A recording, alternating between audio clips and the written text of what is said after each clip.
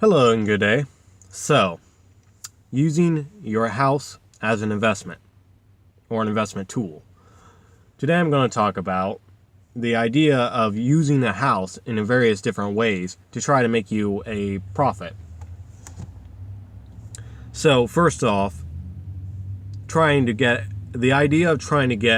as much of a house as you can by leveraging your debt or leveraging your what little money you have to get as massive amount of debt as you can is stupid. It's crazy. It's dangerous. Just flat out.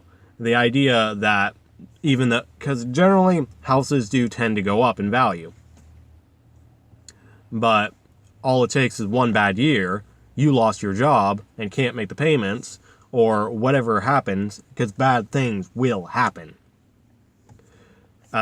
Whatever happens, you are going to be tough out of luck. There is a risk equation, and that is a silly thing to take that much risk, especially for your own home. You will literally risking being homeless and losing everything you have for something that really shouldn't be your main mode of investment. And then you're using somebody else's money, which, already increased the risk by a lot. So, those who watch my channel kind of know that I consider debt a thief. And even if you do want to go for a mortgage, I personally would prefer to avoid that and just rent until I can afford a house. But even if you go for a mortgage, you want it within a certain level of boundary that you can consistently afford and quickly pay off. 15-year loan, fixed mortgage rate, or interest rate, and something that's less than a quarter of your take-home pay. Now, that is a not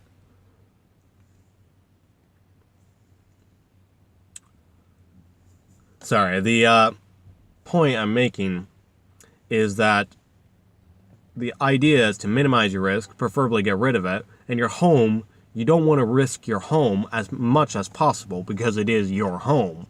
It is, in addition, that brings me to the next part of it's a house and the house you live in. It's not something you can get rid of quickly and not something you can get rid of easily, even if you want to make a profit.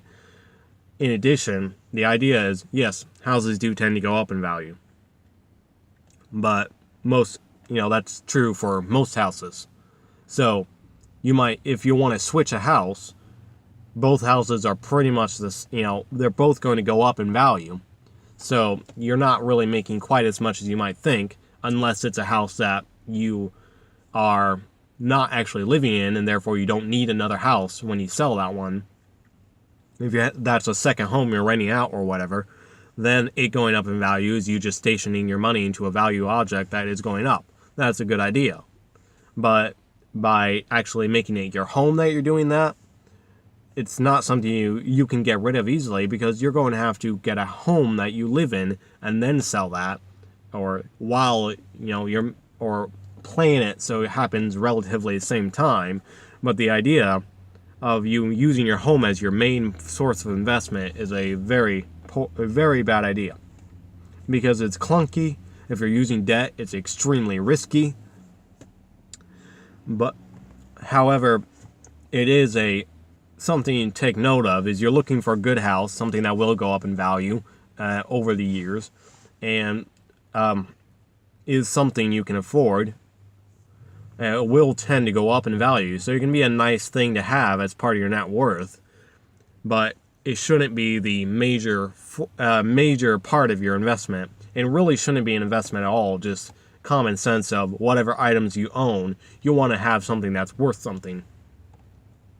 Or, if you want to upgrade houses every, however long, 5-10 years, then that kind of thing can be useful to reducing the amount of time and whatever plan you have. But the idea of using your home as an investment, it's only you're just trying to, is not a very good idea. You should just try to make it as a smart purchase, a smart decision.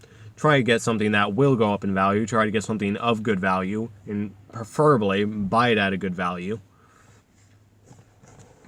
Usually with that kind of thing, you make the most by the most of your money you make, unless it's a very long term, would be for buying something at a good value as it is basically on the buy before you do on the sell. But the idea of renting or buying a home to rent might be a good idea. It's a very good way to make money, and a lot of people do it. But using your personal home is not a very good idea. It's not something, it's clunky, you can't sell it very easily. Even if you did, you need another house, and that house would also have gone up in value over the years, and most likely. It should not be your only or even your main source of investment. It's definitely not going to give you financial freedom, because you're going to need a source of income. Even if you have a house that's worth $1 million, it doesn't really make you anything. And if it goes up $20,000 a year or more, or $50,000 a year, all right, cool. But you don't get that until you sell it. And then you need to take a lot of that out to buy a new home.